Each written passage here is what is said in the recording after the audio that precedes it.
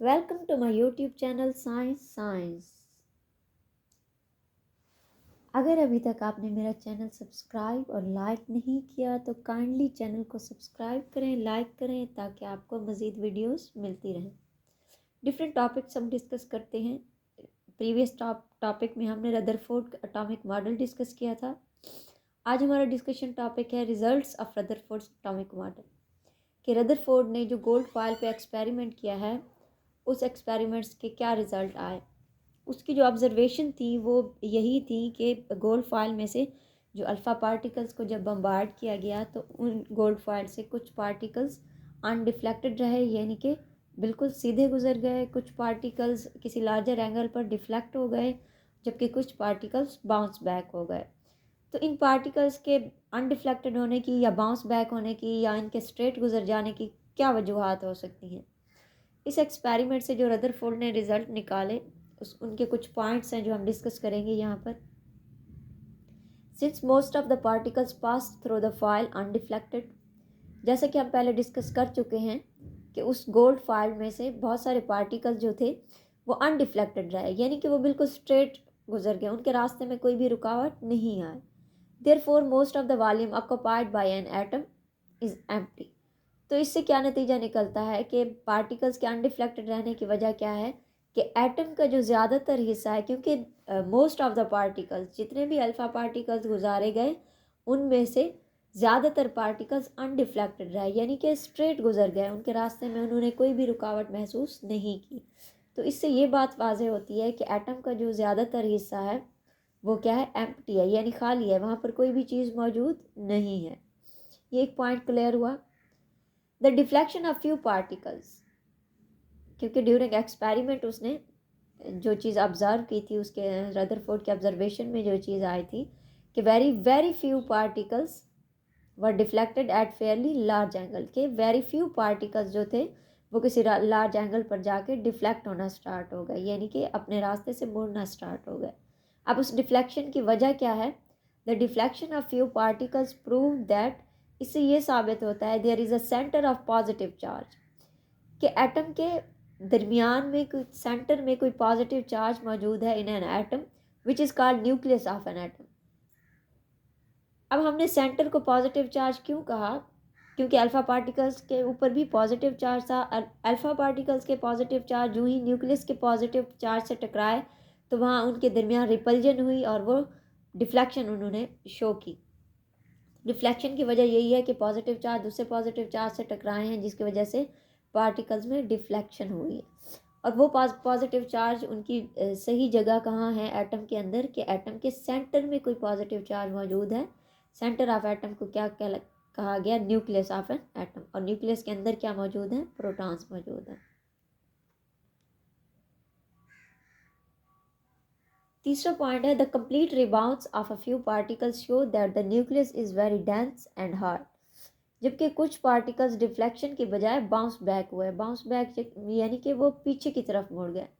तो इसका मतलब क्या हुआ कि पीछे की तरफ तभी कोई किसी चीज़ को, जब हम किसी सख्त चीज़ से हिट करते हैं, लाइक अ बॉल, किसी गेंद को हमने दीवार से हिट किया तो वो दीवार को क्रॉस करने की बजाय या डिफ्लेक्शन की बजाय बाउंस बैक हो जाती है, यानी पीछे की तरफ मुड़ती है। तो रिबाउंसिंग की वजह क्या होती है कि जब कोई चीज़ किसी सख्त चीज़ से टकराएगी तो वो फ़ौरन ही रिबाउंस होगी, बाउंस बैक होगी। तो इस बाउंसिंग की वजह क्या थी कि पार्टिकल्स बाउंस बैक क्यों हुए हैं? क्योंकि वो अंदर एटम के अंदर किसी ऐसी सख्त चीज़ से टकराए हैं जिसने उसे बाउंसिंग बैक पे मजबूर कर दिया। तो अल्फ़ा पार्टिकल्स जब न्यूक्लियस से टकराए तो तो उनकी रिबाउंसिंग स्टार्ट हुई, जिससे ये बात वाज़ेह हुई कि न्यूक्लियस का जो इलाका है या जो सेंटर वाली जो जगह है एटम की, वो काफ़ी डेंस गहरी भी है और उसके साथ साथ काफ़ी हार्ड यानी सख्त किस्म की है। Since a few particles were deflected, जबकि कुछ पार्टिकल्स डिफ्लेक्टेड हुए, उससे क्या ज़ाहिर होता है? It shows that the size of the nucleus is very small. चूँकि बहुत ही कम पार्टिकल्स डिफ्लेक्टेड हुए तो इसका ये मतलब है कि बहुत ही कम पार्टिकल्स न्यूक्लियस से टकराए हैं। तो इस वजह से कि न्यूक्लियस का साइज़ क्या है? वेरी स्मॉल है। अगर न्यूक्लियस का साइज़ लार्ज होता और वो तकरीबन पूरे एटम पर फैला हुआ होता तो काफ़ी सारे पार्टिकल्स की डिफ्लेक्शन हो जाती, लेकिन जहाँ पर वेरी फ्यू पार्टिकल्स की डिफ्लेक्शन हुई, चंद एक पार्टिकल्स की डिफ्लेक्शन हुई, तो इसका मतलब कि न्यूक्लियस का साइज स्मॉल है और न्यूक्लियस के साइज स्मॉल होने की वजह से चंद एक पार्टिकल्स न्यूक्लियस से टकराए हैं as compared to the total volume of an atom. Nucleus का साइज वेरी स्मॉल है as compared to the total volume of the atom, के एटम के टोटल वॉल्यूम के मुकाबले में न्यूक्लियस का जो साइज है या न्यूक्लियस का जो वॉल्यूम है वो क्या है, very small.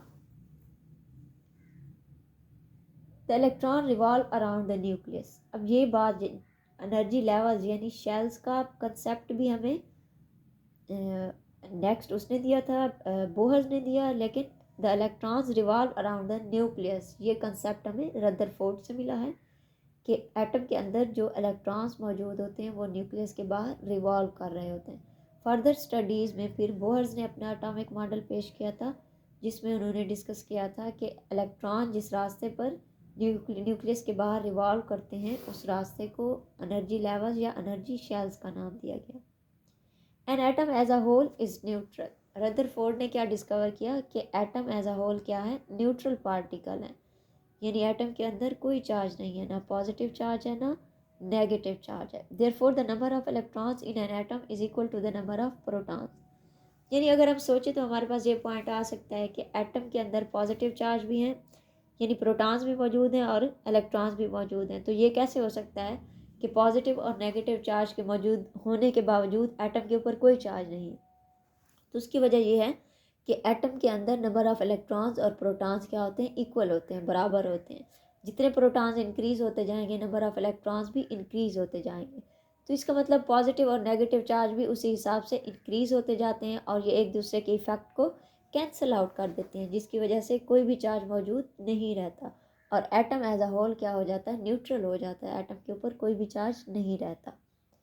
Accept the electrons, electrons के अलावा ऑल अदर फंडामेंटल पार्टिकल्स, बाकी जो फंडामेंटल पार्टिकल्स हैं like protons and neutrons that lie with in the nucleus, जो कि न्यूक्लियस के अंदर मौजूद होते हैं, आर नाउन एज न्यूक्लियॉन्स। हम सब जानते हैं कि एटम के 3 फंडामेंटल पार्टिकल्स हैं, electron, proton and neutron.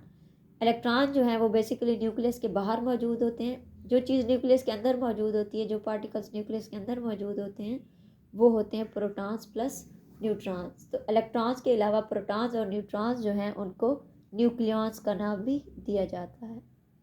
Thank you.